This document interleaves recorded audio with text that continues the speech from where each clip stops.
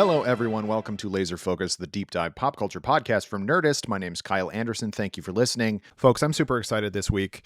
I had the opportunity to interview one of my favorite filmmakers working today, who made one of my favorite movies of the last year. It's in conjunction with the film being available digitally right now, and also the pre-orders for 4K UHD, Blu-ray, and DVD, which will be coming out in February. That is, of course, Robert Eggers and his film Nosferatu, which I really just loved. I thought it was super fun and good. And I got to talk to him for a whole half an hour, which you were about to hear. We get into stuff about some other films that he's made and just sort of general, thoughts on Gothic horror and folk horror and things of that nature. But then we also talk about, Bill Skarsgard's mustache in the movie and different acting styles and things like that. So it's a really fun conversation. He's a really interesting guy. So without further ado, here is Robert Eggers, and there's a special surprise at the end, which I will talk to you about at the end. Please enjoy my interview with Robert Eggers. Good morning. Thanks so much for taking the time this morning to talk to me about Nosferatu and other things. My first question is, through the course of, promoting this movie, you've talked a lot about the other, that Nosferatu is very formative, and you've talked about some of the other movies that, you programmed for Alamo Drafthouse and others. Were there any other movies like Nosferatu that were like, when you were growing up, were, similarly formative in your brain?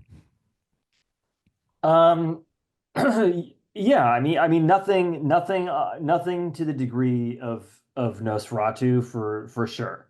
But I think I was continually obsessed with different movies that came out, and also at times older movies. Like every good kid, obviously Star Wars and Indiana Jones were really important to me. But I went through a big Robin Hood phase when the Kevin Mm. Costner Robin Hood came out. I went through a big Dick Tracy phase and was wearing a yellow fedora when Dick Tracy came out.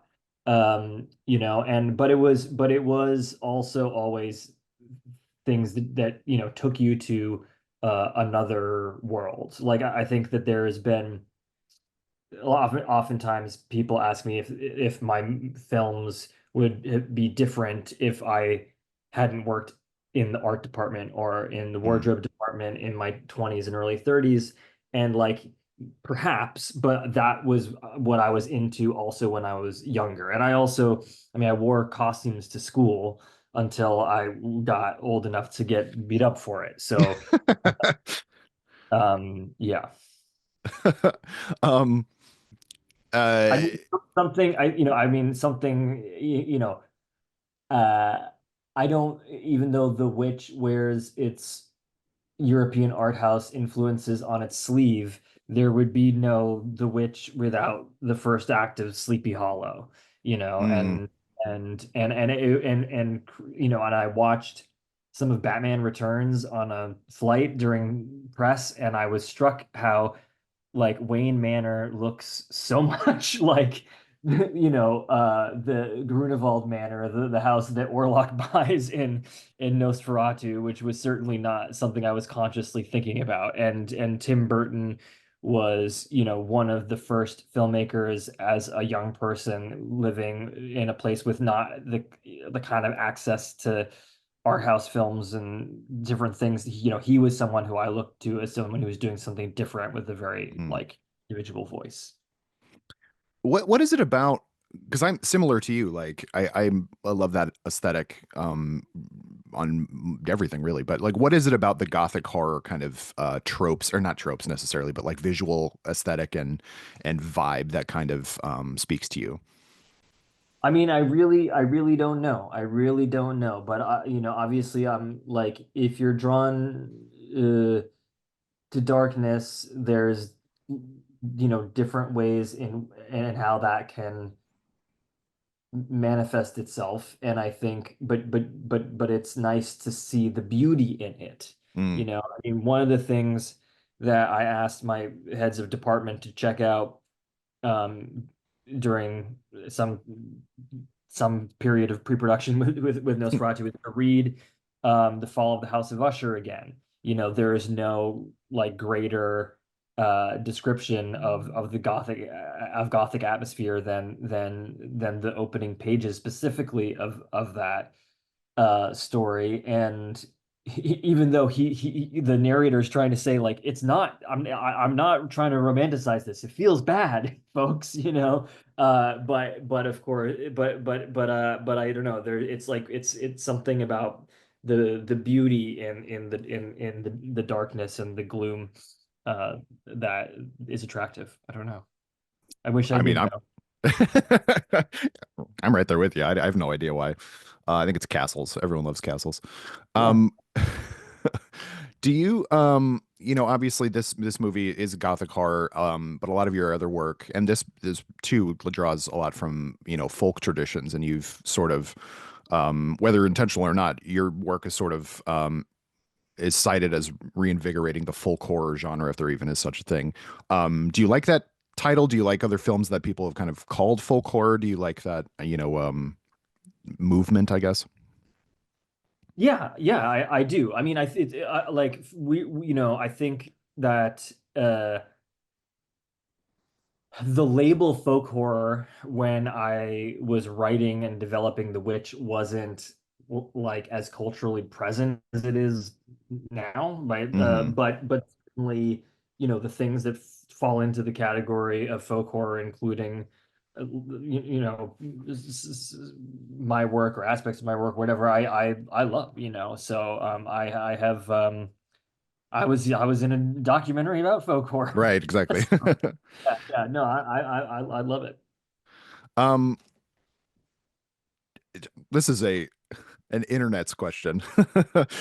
Did you have any idea that Orlock's mustache would be the subject of so much internet chatter? No. Okay. Uh, I knew that it would likely be divisive and that that people who were kind of in the know or people who are really in the know were gonna like it, and people who like knew less about Nosferatu in general would be fine with it. But there were but that for some people the deviation from the Max Schreck look would be something that they were not like, gonna dig on. But I Mm. but it was obviously like something that I thought a lot about and seemed like I had absolutely no choice given my methodology but to give him a mustache. I mean, it certainly makes sense to me. I do like that, like you hold off on showing him for a long time. Just I think that's a cool choice anyway, because the movie Nosferatu shows him pretty much right away, or the original Nosferatu, I should say. Um, uh, I want to talk to you about the kind of sound design. Oh, please go It's ahead. just, no, it's just like so weird the past couple days because all of a sudden, because of the home, because of like that you can see this movie at home now, and because of other things, like there's all these like super crystal clear images of Bill and the makeup like on like on the internet now, and it's kind Yeah. of shocking to me to see it, like that. Um, I got the first see the movie at the DGA screening that you did with Guillermo del Toro doing the Q&A afterwards, Cool. which was great. That theater is tremendous, and Yeah. the sound specifically is like it shook me how loud it was. Not too loud, obviously, but I wanted to talk to you about the sound mix of Orlock's voice because it's so distinctive, and it felt to me, I don't know if this is actually true, that it was coming through every channel of the mix. And so I was wondering, like, what was the process behind kind of figuring out like what the auditory influence that Orlock would have would be? Yeah, that's a great question. And I've been like hammering home the fact that like the vocal work is Bill's, and that it is like is in pitch shifted down, that's all Bill. But yeah, like there is a lot of work in the mixing, and while if I play the recordings of Bill on my iPhone, it's the same voice. It's Mm. not as good as in Dolby Atmos.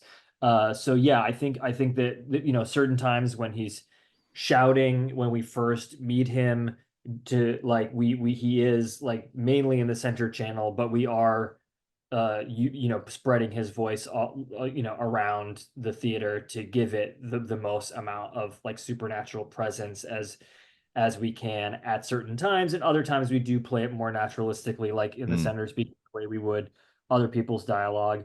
And then we are also at like trying to push him into the subs, but not relying on that, because obviously people are going to watch Nosferatu on their laptop, and right. he still have like a big sound. I think this is, I mean, it's partially just like I know what I'm doing a little more, but we like I spent more time listening to the fold downs in 7.1 and 5.1, and even like the stereo fold down, to really know that we have something that works no matter how you're experiencing the film.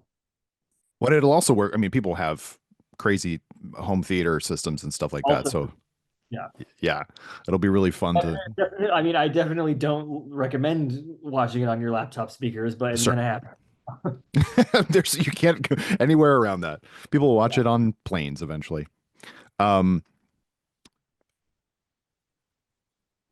Yes, oh we have God. a version with Orlock's member in shadow so that it can play on airplanes. There's the very funny image of Nicholas Holt holding the prosthetic member and smiling very broadly, and I find that delightful that he's so excited about it. Nick's got a great sense of humor. um the I wanted to ask you about the acting style in the film. In a lot of ways, I mean, this could just be me reading into it. It kind of feels like uh doing silent film acting in at times, but with sound. Especially Lily Rose Depp's performance, which is remarkable, but it feels like she's doing sort of like Greek theater, sort of like movement and stuff like that. I wondered, I'm assuming that was intentional, but like working with her to get that kind of like heightened level at times. I think that, I mean, it's really just I I'm not saying we're succeeding, Sure. okay, but the tension and is actually to like naturalism, but I think there's two things that fight against that, maybe actually three. Like the first thing is we have like very deliberate staging and blocking, Mm, uh and so everything, every single movement, whether small or humongous, is very like choreographed. And like obviously we hope that that when the performances are actually happening, they're like imbued with life and truth, but nevertheless, they are things that have been like meticulously rehearsed a billion times and are now being done. Then there is also there's that aspect, the kind of like formalist aspect of the filmmaking. The second thing that kind of fights against the that this idea for many audience members, not just yourself, of naturalism, is that the way that the Visburg inhabitants are behaving is very mannered, because it's the 1830s. And so like I'm asking the actors like to move very little. Also their attire, like not just the women's attire, but the men's attire, makes it so they are very stiff and cannot move in a natural way. And so Aaron like spent a lot of time like figuring out like how to hold his hands in different positions based on paintings, you mm, know, uh, and part, in the same way that like you know pop stars today like have certain poses that they think like is cool for what they're going for. It was different then, and it was more, and it was yeah, mannered in a way that looks unnatural instead of more relaxed. And then getting to what you were asking about like in the first place, is then it is like possession, hysteria, like absolute like hysterical fear being mm, expressed in these huge ways that not only are huge compared to things that we see often, but also seem even bigger compared to like the really contained Victorian stuff, which is on purpose.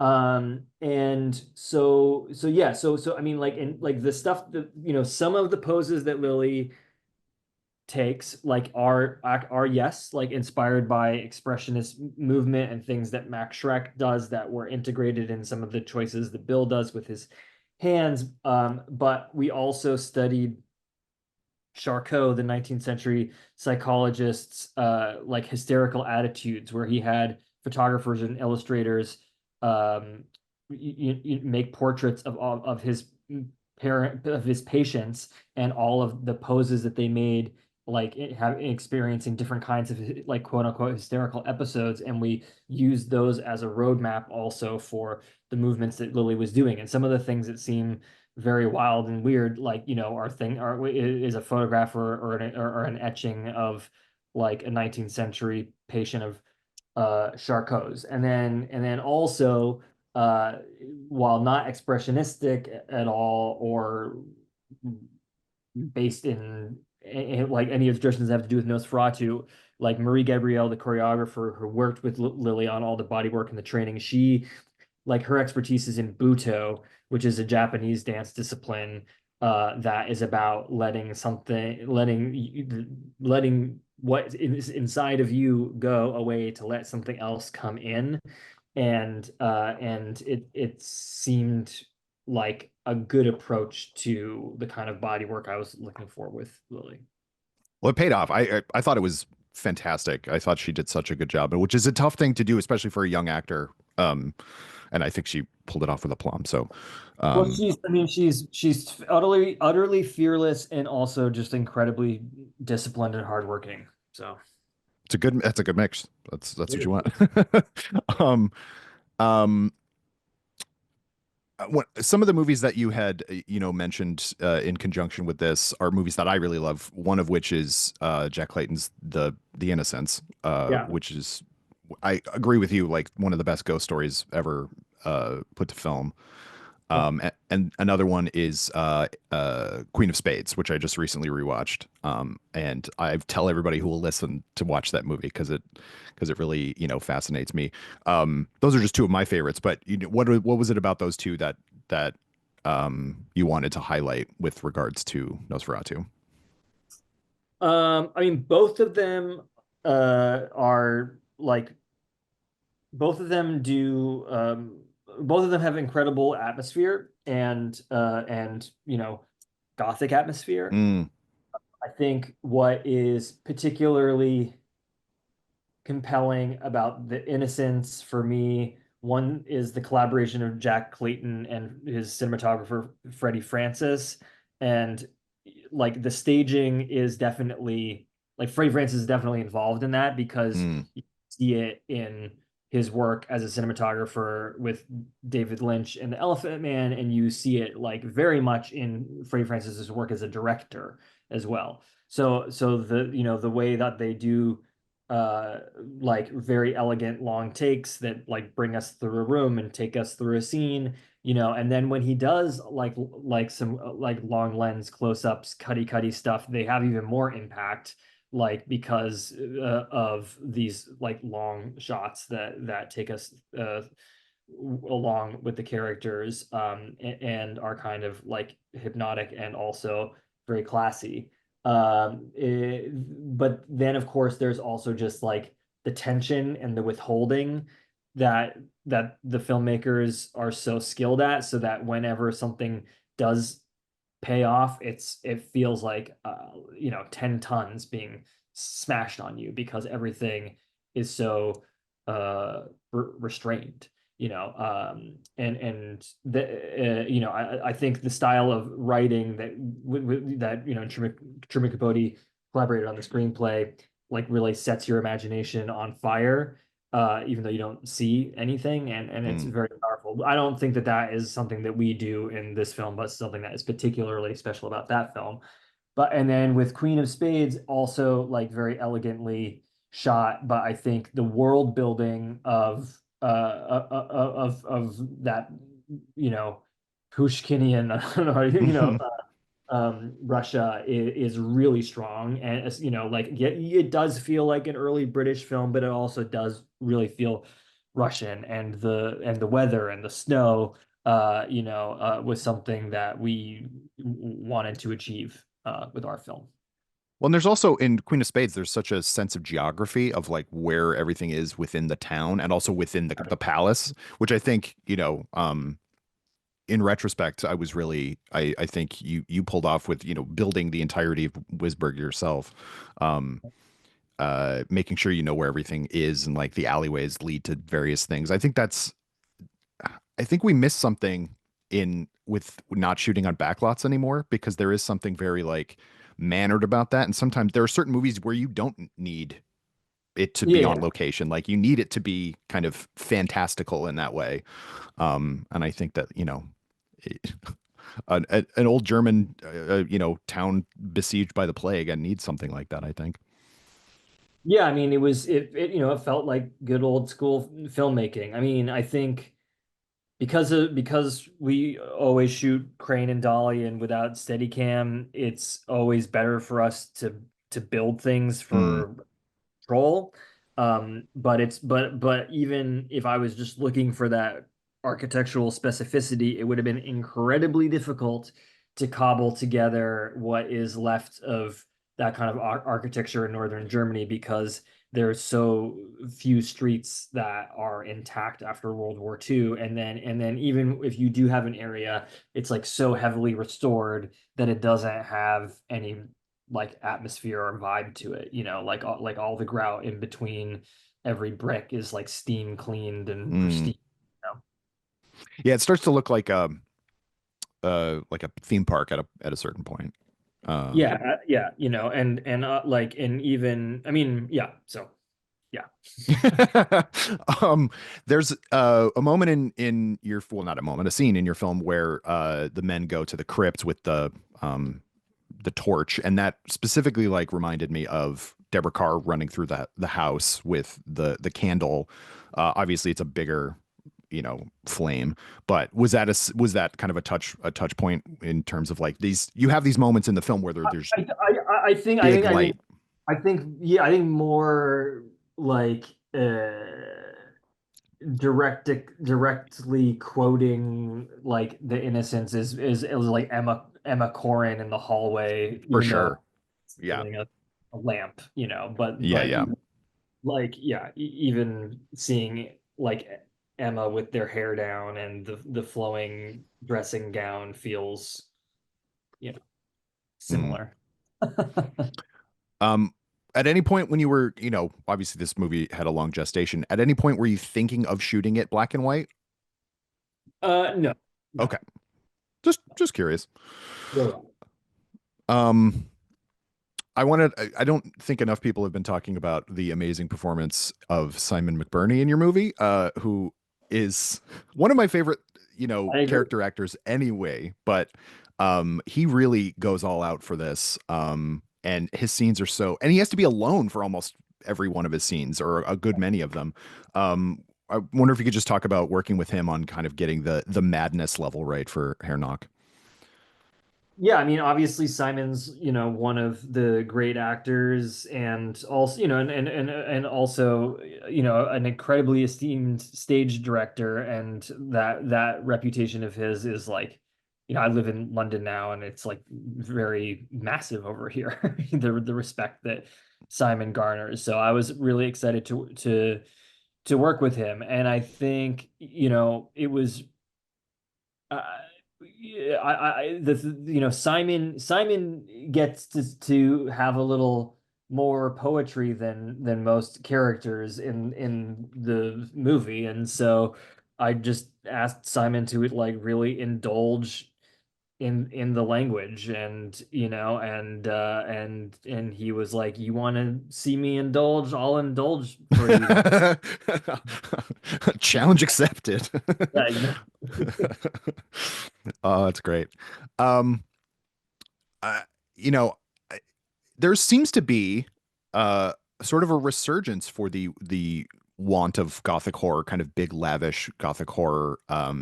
And maybe that is tied to, kind of folk horror revival too, which is obviously a different thing, but like the kind of old style of horror versus, slashers are always going to be around, but I feel like those kind of ebb and flow, wax and wane, I guess is what I meant. What do you think about, is there something in the zeitgeist? I know you're just kind of working, with your own kind of sensibilities, but do you think, or have Well, you noticed it as well? what else is speaking to Gothic horror currently? Maybe I'm sort of grasping at straws because I just want gothic horror so much. Sure. Just like maybe not I guess it's sort of like revisiting the old kind of favorites, I guess. Obviously Del Toro was working on a Frankenstein movie, but there's been Yeah. like Dracula movies recently, or there's been like, there's always a mummy movie going on, but even like the kind of like revisionist Universal classics, being revisited, obviously that's a modern take in both of those cases, but you know, um I don't know. I guess is there, what is universal, what is kind of timeless about those stories, do you think? All of those, all of those stories are, you know, uh, archetypal stories, so they always work, and they're always something that people were drawn to, and the Universal classics have a certain nostalgia because those Mm, movies, for the most part, really worked, and they like, as much as I talk about Nosferatu inventing horror movies, which is, which I think it really very much did, even though there's horror movies before them, before it. I think, the Universal ones are the ones that are a touchstone for so many more people, and so, I think if you're a horror dork, like myself, there's a coziness in yeah, Boris Karloff's Frankenstein, even though the first time I saw that when I was a little kid, like he really did scare the shit out of me. It was sure. actually, um my son is 6, and uh Mm, my wife and I were watching the SNL Nosferatu skit, and he was like, "That doesn't look like a vampire. Like, what is that all about?" And because and my son met Bill like in his makeup. You know what I'm saying? Sure. Uh, so, I was like, "Oh, but don't you remember like the original Nosferatu?" Like, and so I like on YouTube put like Max Shrek stalking Hutter in the castle, um and about to come into his room, the door opens, and my son was like, "Turn it off, turn it off, turn it off, like too scary." And I was like, "Nice, it still works." Yeah. But yeah. um at this point I think we can safely say that Bill Skarsgård is approaching like this generation's Karloff or Christopher Lee. Like he's played, Yeah, and monsters in a I great think way. I think like Christopher Lee, and not like some of these other guys, like, I think that Bill has a certain ambivalence about that because he doesn't want to be typecast and Sure. pigeonholed. He's capable of much more. But I also think, and he is, but I also think, he does have a gift for transforming, and not every actor does. Like very few do. The most of the actors who can who mo I like like a Chris Cooper who's just like so effortless and like and like so truthful is always going to be Chris Cooper. You know what I mean? Which is great, Yeah. and but Bill can has all kinds of people to offer.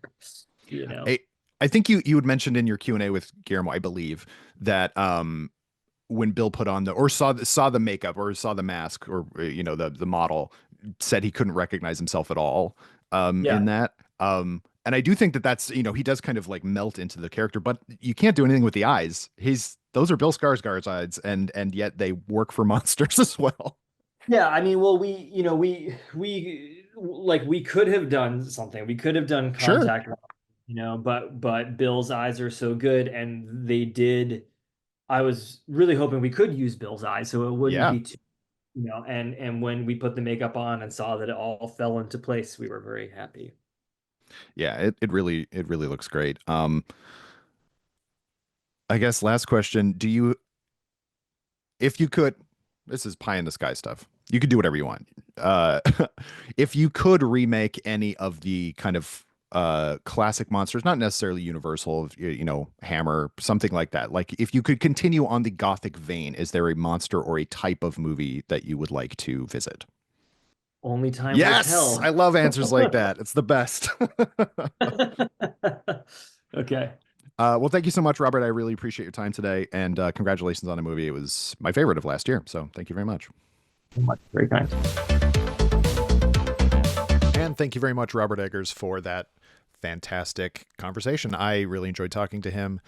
The funny thing is, of course, you heard that last question that I asked about, what classic monster would he make next? And he said, only time will tell. Well, that time, it turned out, folks, was 2 hours, because 2 hours after I finished my interview with Mr. Eggers, the news broke that his next film would be a werewolf movie called Werewolf, which takes place in Eastern Europe in the 13th century. So I feel the fool, as happens sometimes. But hey, at least it wasn't that big a turnaround. At least I hadn't already put out my episode. But anyway, thank you again. And once again, you can get Nosferatu on digital right now, the extended cut, which runs about 3.5 minutes longer than the theatrical cut. And it has a bevy of special features, which will be out on the various platforms, as well as the physical 4K UHD Blu-ray and DVD, which will be coming out February 18th. I'm super excited about that. Thank you, everybody, so much for listening. You can follow me on Letterboxd if you want to see what I've been watching, which actually hasn't been that much in 2025 yet. Sure to grow from here. But you can follow me at Kyle_Anderson on Letterboxd. So thank you all for listening. Join me again next week on Laser Focus when my guest will be a different person. Bye-bye. Laser Focus is a production of Nerdist Industries and Legendary Digital Networks.